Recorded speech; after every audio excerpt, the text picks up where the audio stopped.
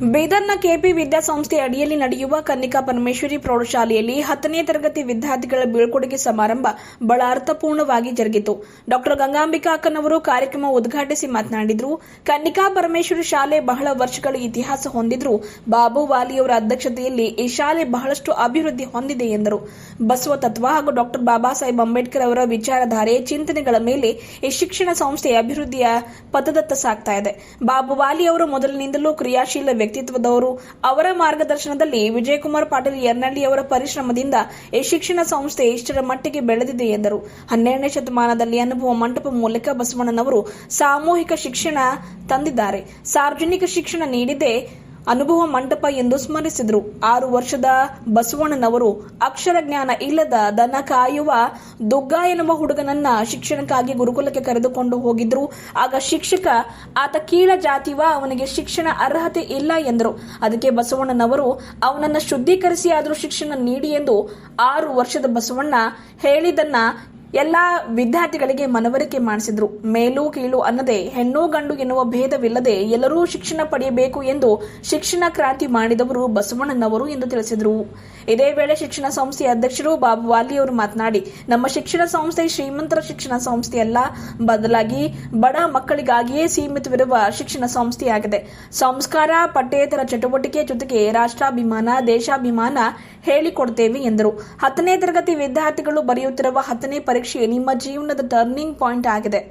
ನೀವು ಏನು ಆಗಬಯಸ್ತೀರಿ ಅನ್ನೋದನ್ನ ನಿರ್ಧರಿಸುವುದೇ 10ನೇ ಪರೀಕ್ಷೆ ರಿಸಲ್ಟ್ ಆಗಿರುತ್ತದೆ. ಪರೀಕ್ಷೆಗೆ ಕೆಲವು ದಿನಗಳ ಮಾತ್ರ ಬಾಕಿ ಉಳಿದಿದೆ. ಹಾಗಾಗಿ ಎಲ್ಲ ವಿದ್ಯಾರ್ಥಿಗಳು ಶ್ರದ್ಧೆ ಏಕಾಗ್ರತೆಯಿಂದ ವಿದ್ಯಾಭ್ಯಾಸ ಮಾಡಿ ಎಂದರು. 90% ಮೇಲ್ಪಟ್ಟು ಅಂಕ ಗಳಿಸಿದ ವಿದ್ಯಾರ್ಥಿಗಳಿಗೆ 5,000 ಹಾಗೂ 99% ಅಂಕ ಗಳಿಸಿದವರಿಗೆ 10,000 ಪ್ರೋತ್ಸಾಹಧನ ನೀಡುವುದಾಗಿ ಅಧ್ಯಕ್ಷರಾದ ಬಾಬು ವಾಲಿ ಅವರು ಘೋಷಣೆ ಮಾಡಿದರು. ಈ ಸಂದರ್ಭದಲ್ಲಿ ಉಪಾಧ್ಯಕ್ಷರು ಮಲ್ಲಯ್ಯಸ್ವಾಮಿ ಚಿಟ್ಟ, ನಿವೃತ್ತ ಪ್ರಿನ್ಸಿಪಲ್ ಹಾಗೂ ಕೆಪಿ ವಿದ್ಯಾಸಂಸ್ಥೆ ಆಡಳಿತ ಮಂಡಳಿ ಸದಸ್ಯರಾಗಿರುವ ಮಲ್ಲಪ್ಪ ಬೋದಗಿ, ಜಯರಾಜ್ ಖಂಡ್ರೆ, ಚನ್ನಬಸವ ಪಟ್ಟದೇವರ ಪತ್ತಿನ ಸಹಕಾರ ಸಂಘ ಅಧ್ಯಕ್ಷರು ರಮೇಶ್ ಬಿರಾದರ್ ಚಿಟ್ಟ, ಮಾಜಿ ಗ್ರಾಮ ಪಂಚಾಯತ್ನ ಸದಸ್ಯರು ವಿಜಯಕುಮಾರ್ ಪಾಟೀಲ್ ಯರ್ನಳ್ಳಿ ಮುಖ್ಯ ಗುರುಗಳು ಕಾರ್ಯಕ್ರಮದಲ್ಲಿ ಸ್ವಾಗತ ಭಾಷಣ ಮಾಡಿದರು. ಈ ವೇಳೆ ಶಿಕ್ಷಕ ವೃಂದದವರಾಗಿರುವ ಕಸ್ತೂರಿ ಬಿರಾದರ್, ಭಾಗ್ಯಲಕ್ಷ್ಮಿ ಅರ್ಥಂ, ಅನಿತಾ ಶಿರೋಮಣಿ, ಮಹಾಲಕ್ಷ್ಮಿ, ಜಟ್ಟಪ್ಪ ಪೂಜಾರಿ, ಭರತ್ ಕುಮಾರ್, ಶಿವಕುಮಾರ್ ವಾಲ್ದೊಡ್ಡಿ, ಶಿವಕುಮಾರ್ ಬಿರಾದರ್, ನಾಮದೇವ್ ಶರ್ಮಾ ಸಹ ಶಿಕ್ಷಕರು ಸೇರಿದಂತೆ ಇನ್ನಿತರರು ಶಾಲಾ ವಿದ್ಯಾರ್ಥಿಗಳು ಉಪಸ್ಥಿತರಿದ್ದರು. ಇದೇ ಕಾರ್ಯಕ್ರಮದಲ್ಲಿ 10ನೇ ತರಗತಿ ಯಾರ್ಯಾರ ಪರೀಕ್ಷೆ ಬರೀತಾ ಇದ್ದಾರೆ 10ನೇ ತರಗತಿಯ ವಿದ್ಯಾರ್ಥಿಗಳಿಗೆ ನೆನಪಿನ ಕಾಣಿಕೆ ನೀಡಿ ಅವರಿಗೆ ಶುಭ ಕೋರಿದರು. ಶಿವಕುಮಾರ್ ಪಾಂಚಾಳ್ ನಾಡಗೀತೆ ಹಾಗೂ ಸ್ವಾಗತ ಗೀತೆಯನ್ನು ನಡೆಸಿಕೊಟ್ಟರು. ನಾವು ಫೈನಲ್ ಟಚ್ ಕೊಡ್ತಿರೋದು ಬೇರೆ ಮತ್ತೂ ಪರವಾಗಿಲ್ಲ. ಎಲ್ಲ ಕಾರ್ಯಕ್ರಮ ಚೆನ್ನಾಗಿ ಮಾಡಿದ್ರು. ನಮ್ಮ ಮಕ್ಕಳು 10ನೇ ಮಕ್ಕಳು ಇದು ಮಾತ್ರ ಹೇಳ್ತೀನಿ. SSLC ಮಕ್ಕಳು SSLC ಮಕ್ಕಳು ಕೇಳಿಬಿಡ್ರಿ. ನಾ ಈ ಮಾತು ಹೇಳಕ್ ಕೊನೆ ಮಾತು ನೀವು ಕೇಳಬೇಕು. SSLC ಪರೀಕ್ಷೆ SSLC ಅಂದಾಗ ಈ ಕ್ಷಣದಿಂದ ಮುಂದಿನ ಕ್ಷಣದಿಂದ ಪರೀಕ್ಷೆ ಕೊಟ್ಟು ಪಾಸ್ ಆಯ್ತೀರಿ. ನಿಮ್ಮ ಜೀವನದ ಟರ್ನಿಂಗ್ ಪಾಯಿಂಟ್ ಇರ್ತದೆ. ವಿದ್ಯಾರ್ಥಿಗಳ ಜೀವನದ ಮೊದಲನೇ ಟರ್ನಿಂಗ್ ಪಾಯಿಂಟ್ ಯಾವುದು ಅಂದ್ರೆ SSLC ಪರೀಕ್ಷೆ. ನೀವು ಇಷ್ಟು ದಿನ ಎಷ್ಟು ಓದಿರಿ, ಈ ಬರ್ತಕ್ಕಂಥ ಪರೀಕ್ಷೆ ತನಕ ಬಹಳ ಶ್ರಮಪಟ್ಟು ನೀವು ಈ ಕ್ಷಣದಿಂದ ಬೀಳ್ಕೊಡುವ ಕಾರ್ಯಕ್ರಮ ಮುಗಿದು ನೀವು ಏನು ಹಾಡು ಕುಡಿ ಪಾಠ ಎಲ್ಲ ಇವತ್ತು ಒಂದೇ ದಿನ ಅದು ಮತ್ತೆ ಬರೀ ಕ್ಯಾಂಪಸ್ದಾಗ ಈ ಕ್ಷಣ ಬಿಟ್ಟು ನೀವು ಮನೆಗೆ ಹೋದ್ರಿ ಅಂದ್ರೆ ನಿಮ್ಗೆಲ್ಲರ ಗುರಿ ಒಂದೇ ಇರಬೇಕು. ನಾ ಮೆರಿಟ್ನಾಗ ಪಾಸ್ ಆಗಬೇಕು, ನನ್ನ ಮಾರ್ಕ್ಸ್ 99 ತೆಗಿಬೇಕು, ನಾನು ಚಂದ ಪಾಸ್ ಆಗಬೇಕು, ನಾ ಯಾವ ಸಬ್ಜೆಕ್ಟ್ ಓದಿಲ್ಲ ಅದು ಮತ್ತೊಂದ್ಸಲ ಓದಬೇಕು, ನನಗೆ ಯಾವ ಸಬ್ಜೆಕ್ಟ್ನ ನನಗೆ ವೀಕ್ ಅನಿಸ್ತದ ಅದು ಮತ್ತೆ ನನ್ನ ಸಂಬಂಧಪಟ್ಟ ಟೀಚರಿಗೆ ಯಾರಿಗೆ ಸಂಬಂಧಪಟ್ಟವರಿಗೆ ಕೇಳಬೇಕು. ಇದಕ್ಕೂ ಮಿಗಿಲಾಗಿ ನಿಮಗೆ ಇನ್ನೂ 8-10 ದಿನ ಟೈಮ್ ಅದ. ನಿಮಗೆ ಇನ್ನೂ ಸುಧಾರಿಸಲು ಹೋಯ್ತು ಅಂದ್ರೆ ನಿಮಗೆ ಎಲ್ಲರಿಗೆ ನನಗೆ ಹೇಳ್ರಿ, ನಿಮಗೆ ಯಾರಿಗೆ ಕರೆಸ್ಕೊಂತ ಹೇಳಿಸ್ಬೇಕು ಅವ್ರಿಗೆ ಕರೆಸ್ಕೊಂತ ಹೇಳಿಸಿ ಆ ಸಬ್ಜೆಕ್ಟ್ ಎಕ್ಸ್ಪರ್ಟಿಗೆ ಕರೆಸಿ ನೀವು ಇನ್ನೂ ಪಟ್ಟ ಕಲಿಸ್ಬೇಕು. ಇನ್ನೂ ಪಟ್ಟ ಕಲಿಸ್ತಾರೆ. ಯಾಕಂದ್ರೆ ನೀವು ಮುಂದೆ ಈ ಜೀವನ ಪರ್ಯಂತ ನೀವು ಏನು ಓದಬೇಕು ಅಂತ ಹೋದ್ರು ಮೊದಲನೇ ಕೇಳದೆ SSLC ಮಾರ್ಕ್ಸ್. ಇನ್ನೊಂದು 2ನೇ ಘಟ್ಟ ಬರ್ತದೆ PUC second year. But PUC second year marks card ಬರೀ ಮುಂದಿನ ವಿದ್ಯಾಭ್ಯಾಸಕ್ಕೆ ಉಪಯೋಗ ಆಗ್ತದೆ. ಬಟ್ SSLC ಮಾರ್ಕ್ಸ್ ಕಾರ್ಡ್ ಜೀವನದ ಟರ್ನಿಂಗ್ ಪಾಯಿಂಟ್ ಇರ್ತದೆ. ನಿಮ್ಗೆಲ್ಲ ಮಕ್ಕಳು ಇವತ್ತಿನ ನಂತರ ನಿಮ್ಗೆ ಒಂದೇ ಒಂದು ಗುರಿ, ನಿಮಗೆ ಪ್ರತಿ ಸಲ ನಮ್ಮ ಗ್ಯಾದರಿಂಗ್ನಾಗ ನಮ್ಮ ಹೆಡ್ ಮಾಸ್ಟರ್ ಟೀಚರ್ ಏನ್ ಮಾಡ್ತಾರೆ, ಟಾಪರ್ ಸ್ಟೂಡೆಂಟಿಗೆ ಕರೆದು 1,000 ರೂಪಾಯಿ ಹೋಮ್ವರ್ಕ್ ಕೊಡ್ತಾರೆ. ಎಷ್ಟು? 1,000 ರೂಪಾಯಿ. ನಾ ಈ ಸಲ ಘೋಷಣೆ ಮಾಡ್ತೀನಿ, ಯಾರು 90 ಅಬೌವ್ ಮಾರ್ಕ್ಸ್ ತೆಗಿತೀರಿ ಅವರೆಲ್ಲರಿಗೂ ನಮ್ಮ ಸಂಸ್ಥೆ ವತಿಯಿಂದ ಪ್ರತಿ ಮಕ್ಕಳಿಗೆ 5,000 ರೂಪಾಯಿ ಹೋಮ್ವರ್ಕ್ ಕೊಡ್ತೀನಿ.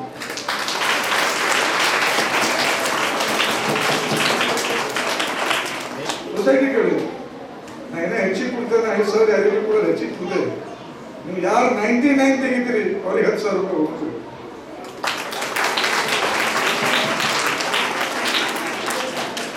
ನಿಮಗೆ ಅದೇ ಕ್ಲೀನ್ ಮಾಡ್ತೀವಿ. ಏನಂದ್ರೆ ಇಷ್ಟು ದಿನ ಓದಿದ್ದಾಯ್ತು, ಈಗ ನಿಮ್ದೇನಿಲ್ಲ ಆಟ ಆಯ್ತು, ಪಾಠ ಆಯ್ತು, ಕುಣಿಯೋದಾಯ್ತು, ಡಾನ್ಸ್ ಆಯ್ತು, ಗ್ಯಾದರಿಂಗ್ ಆಯ್ತು, ಸ್ಪೋರ್ಟ್ ಡೇ ಆಯ್ತು, ಈಗ ಬರೋದು ಪರೀಕ್ಷೆ. ಇದೆಲ್ಲವೂ ಎಲ್ಲಿ ಕೌಂಟ್ ಆಗ್ತದಂದ್ರೆ ಪರೀಕ್ಷೆದಾಗ. ಯಾರು ರಿಸಲ್ಟ್ ಚಂದ ತೆಗಿದ್ರಿ ಅವ್ರಿಗೆ ಮಾತ್ರ ಮುಂದೆ ಭವಿಷ್ಯ ಇರ್ತದೆ. ಯಾರು ರಿಸಲ್ಟ್ ಚಂದ ತೆಗಿಲ್ರಿ ಅವ್ರಿಗೆ ಭವಿಷ್ಯ ಇರಲ್ಲ. ಅದಕ್ಕೆ ಇವತ್ತು ಒಂದು ದಿನ ನಿಮ್ದು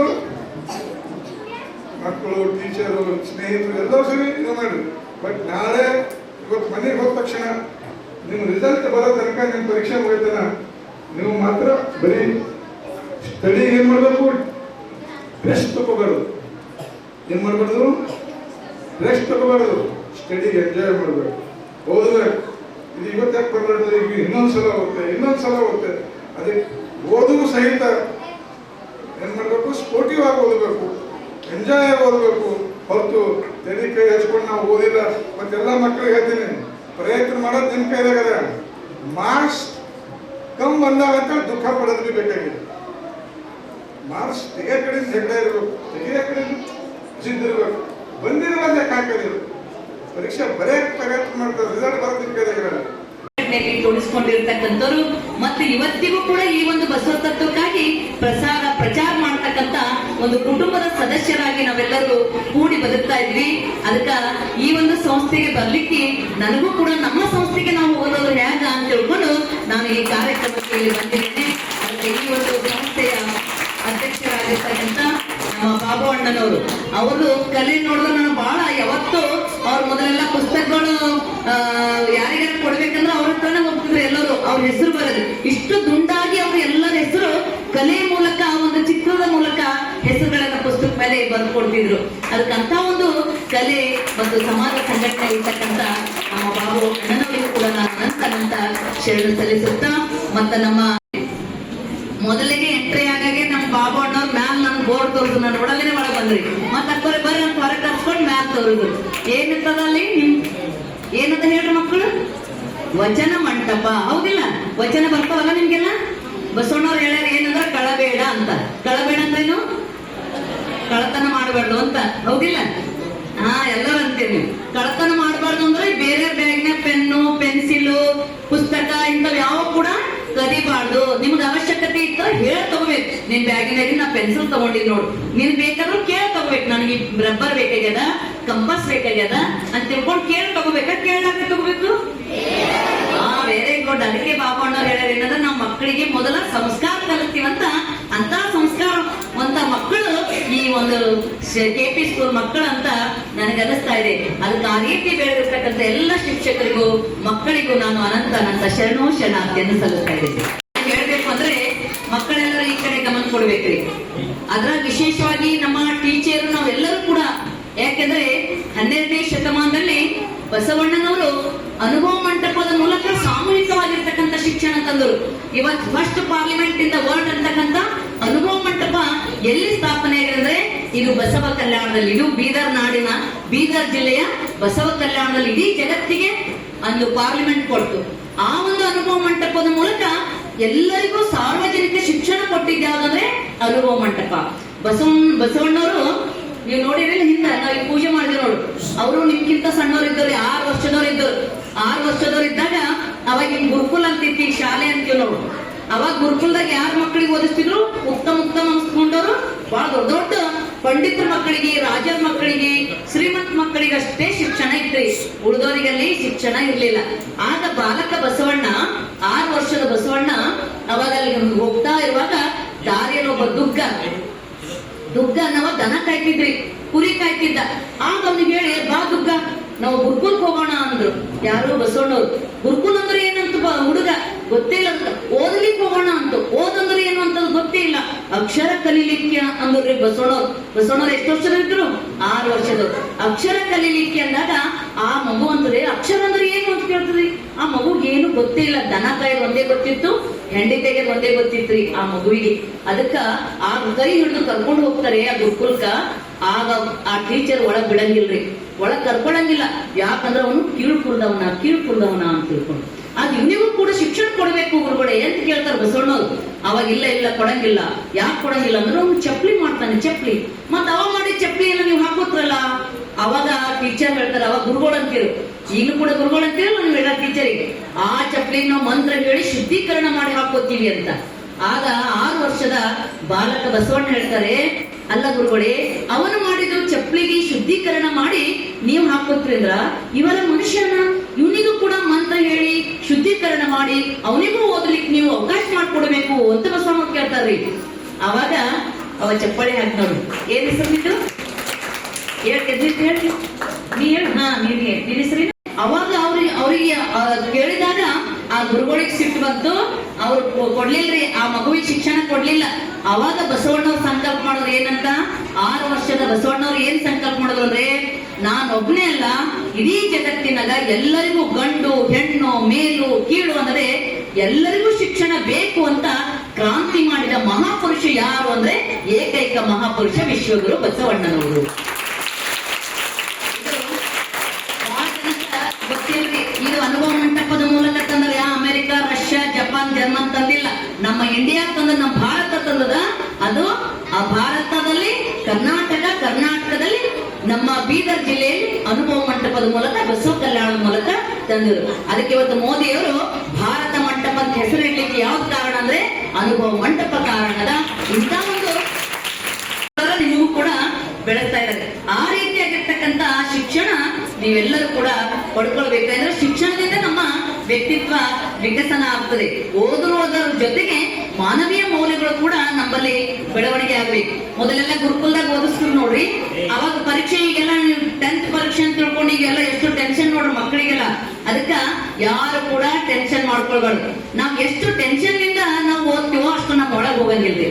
ಪೀಸ್ಲಿಂದ, ಶಾಂತನಿಂದ ನೀವು ಓದ್ಬೇಕು. ಮತ್ತ ಏಕಾಗ್ರತೆ ಬಹಳ ಮುಖ್ಯವಾಗಿರ್ತಕ್ಕಂಥದ್ದು. ವಿವೇಕಾನಂದರು ವಿದೇಶಕ್ಕೆ ಹೋದಾಗ ಲೈಬ್ರರಿಗೆ ಹೋದ್ರ ಅಂತ. ಅವಾಗ ಅವ್ರು ಕೇಳಿದ್ರು, ನೀವು ಎಷ್ಟು ದಿನ ಇರೋರಿದ್ರಿ? 3 ದಿವಸ ಇರ್ತೀವಿ ಅಂತ. ಅವಾಗ ಅವ್ರಂದ್ರು, 3 ದಿವಸ ಬಾದ ನೀವು ಇಂಡಿಯಾಕ್ಕೆ ಹೋಗೋರಿದ್ರಿ, ಇಷ್ಟೊಂದು ಪುಸ್ತಕ ಹೋಯ್ತಾ ಇದ್ದೀರಲ್ಲ, ಹೆಂಗ್ ಓದೋದಾಯ್ತದ? ನೀವು ಲೈಬ್ರರಿ ಇದ್ರಲ್ಲ, ನಾನ್ ಕೇಳಿದಷ್ಟು ನೀವು ಕೊಡ್ಬೇಕಲ್ಲ, ಕೊಡ್ರಿ ಅಂತ ತಿಳ್ಕೊಂಡು ಅವ್ರು ಸುಮಾರು ಪುಸ್ತಕಗಳು ತಗೊಂಡ್ ಬರ್ತಾರೆ. ತಗೊಂಡ್ ಬಂದು ಯಾರ ಮನೇಲಿ ಇದ್ರಲ್ಲ ಆ ರೂಮಿನಲ್ಲಿ ಓದ್ಲಕ್ ಕುಂತಾಗ ಇಷ್ಟು ಮಗ್ನಾಗಿ ಓದ್ತಾರಂದ್ರೆ ಆ ಮನೆಯ ಮಾಲಕ ಬಂದು ಹಿಂಗ್ ಬಾಗಿಲು ತೆಗೆದು ನೋಡ್ತಾನೆ, ರಕ್ತ ಹರಿಲತ್ತಿತ್ರಿ. ಅವಾಗ ಎಲ್ಲಿ ಮುಟ್ಟದ ರಕ್ತ ಅಂತ ನೋಡ್ತಾರೆ. ಒಂದು ಹುಳ ಕಡ್ದ್ರಿ ಯಾರಿಗೆ ಅಂದ್ರೆ ವಿವೇಕಾನಂದ. ಎಲ್ಲಿ ನೋಡ್ತದ ರಕ್ತ ಅಂದ್ರ ಅವಾಗ ವಿವೇಕ ಏನು ಗೊತ್ತಿಲ್ಲಪ್ಪ, ಎಲ್ಲಿ ನೋಡ್ತದ ಎದ್ದು ನಿಂತಿರ್ತಾರೆ. ಎದ್ದು ನಿಂತಾಗ ಅದು ಎಲ್ಲಿ ಸೋರ್ಲತ್ತಿದ್ ರಕ್ತ ಅಂದ್ರೆ ವಿವೇಕಾನಂದ ಕಾಲಿನಿಂದ ಸೋರ್ಲತ್ತಿದ್ರಿ. ಅವ್ರಿಗೆ ಹುಳ ಕಡ್ದದ, ರಕ್ತ ಸೋರ್ಲತ್ತದ. ಆದ್ರೂ ಅವರಿಗೆ ಗಮನ ಇಲ್ಲ ಯಾವ ಕಡೆ, ಆ ಹುಳ ಕಡ್ದಿನ ಜಾಗದ ಕಡೆ. ಅವ್ರಿಗೆ ಗಮನ ಎಲ್ಲ ಎಲ್ಲಿತ್ತು? ಆ ಪುಸ್ತಕ ಓದೋದ್ರಲ್ಲಿತ್ತು. ಅಂತ ಏಕಾಗ್ರತೆ ಯಾರಲ್ಲಿತ್ತು ಅಂದ್ರೆ ವಿವೇಕಾನಂದ. ಕನ್ನಿಕಾ ಪರಮೇಶ್ವರಿ ಹಿರಿಯ ಪ್ರಾಥಮಿಕ ಆಂಗ್ಲ ಮಾಧ್ಯಮ ಪ್ರೌಢಶಾಲೆ KP ವಿದ್ಯಾಸಂಸ್ಥೆಯಲ್ಲಿ ನಡೆಯುತ್ತಿರುವ ಕನ್ನಿಕಾ ಪರಮೇಶ್ವರಿ ಪ್ರೌಢಶಾಲೆ ಮುದ್ದು ಮಕ್ಕಳಿಗೆ ಬೀಳ್ಕೊಡುಗೆ ಸಮಾರಂಭ.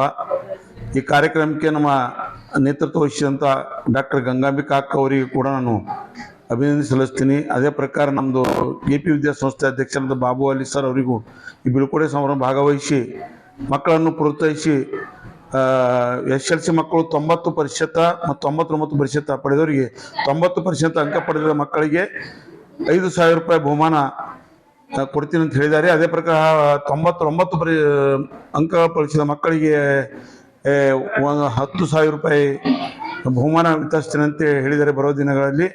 ಆ ಸಲುವಾಗಿ ಮುದ್ದು ಮಕ್ಕಳು ಇದನ್ನು ಹೆಚ್ಚು ಪ್ರೋತ್ಸಾಹಿಸಿ ಮಾಡಿ ಇದಕ್ಕೆ ರಿಸಲ್ಟ್ ತಂದು 100% ತರಬೇಕಂತೇಳಿ ನನ್ನೂ ಕೂಡ ಅಧ್ಯಕ್ಷರಿಗೆ ಮತ್ತು ಅಕ್ಕವ್ರಿಗೆ ಕೂಡ ನಾನು ಅಭಿನಂದನೆ ಸಲ್ಲಿಸ್ತೀನಿ. ನಮ್ಮ ಆಡಳಿತ ಮಂಡಳಿ ಸದಸ್ಯರಂತ KP ಭಾಗವಹಿಸಿದರು. ಜಯರಾಜ್ ಖಂಡ್ರೆ, ನಿಖಿತಾ ಫರ್ನಿಚರ್ ಮಾಲೀಕರು, ಅದೇ ಪ್ರಕಾರ ನಮ್ಮ ಪ್ರಿನ್ಸಿಪಲ್ ಆದಂಥ ಮಲ್ಲಪ್ಪ ಬೋತ್ಗಿ ಸರ್ ಅವರು, ಗುಲ್ಬರ್ಗ ಕಾಲೇಜಿನ ಪ್ರಾಂಶುಪಾಲರ್ ಅಂತ ಅವ್ರಿಗೆ ನಿವೃತ್ತಿ ಕಾರ್ಯಕ್ರಮವನ್ನು ನೆರವೇರಿಸ್ಕೊಂಡಿದ್ದೆ. ಅವ್ರಿಗೆ ಕೂಡ ನಾವು ಶಾಲಾ ವತಿಯಿಂದ ಶಿಕ್ಷಕರು, ಮುದ್ದು ಮಕ್ಕಳು, ಆಡಳಿತ ಮಂಡಳಿ ಪರವಾಗಿ ನಾವು ಅವರಿಗೆ ಅಭಿನಂದನೆ ಕಾರ್ಯಕ್ರಮ ಇಟ್ಕೊಂಡಿದ್ದೆವು. ಅವ್ರಿಗೆ ನಾವು ಕೂಡ ಸನ್ಮಾನ ಮಾಡಿ ಸತ್ಕರಿಸಿ ಅವರಿಗೆ ಇದು ಮಾಡಿದೆವು. ಅವರಿಗೆ ನೆನಪಿನ ಕಾಣಿಕೆ ಬಸವೇಶ್ವರ ಮೂರ್ತಿಯನ್ನು ಕೊಟ್ಟಿರ್ತೇವೆ. ಅದೇ ಪ್ರಕಾರ ಎಲ್ಲ ವಿದ್ಯಾರ್ಥಿಗಳಿಗೆ 25 ಮಕ್ಕಳನ್ನು ಎಕ್ಸಾಮ್ ಫೀಸ್ ಕಟ್ಟಿದ್ದಾರೆ. ಅವರೆಲ್ಲರೂ 100% ಹೇಳ್ತಿದ್ದಾರೆ. ನಮ್ಗೆ ಆತ್ಮವಿಶ್ವಾಸ ಅದ. ಎಲ್ಲ ಶಿಕ್ಷಕರಿಗೆ ಮತ್ತು ಮುದ್ದು ಮಕ್ಕಳಿಗೆ, ಆಡಳಿತ ಮಂಡಳಿ ಸದಸ್ಯರಿಗೆ, 1ನೇ ಹಿಡಿದು 7ನೇ ತನಕ ಮಕ್ಕಳು ಪಾಲ್ಗೊಂಡಿರು, ಆಂಗ್ಲ ಮಾಧ್ಯಮದವರು, ಹೈಸ್ಕೂಲವರು ಎಲ್ಲರಿಗೆ, ಪತ್ರಿಕೆ ಮೀಡಿಯಾದವರು ಎಲ್ಲರಿಗೆ ಅಭಿನಂದನೆ. ನನ್ನ 2 ಮಾತುಗಳನ್ನು ಮುಗಿಸ್ತೇನೆ. ಜೈ ಹಿಂದ್, ಜೈ ಕರ್ನಾಟಕ.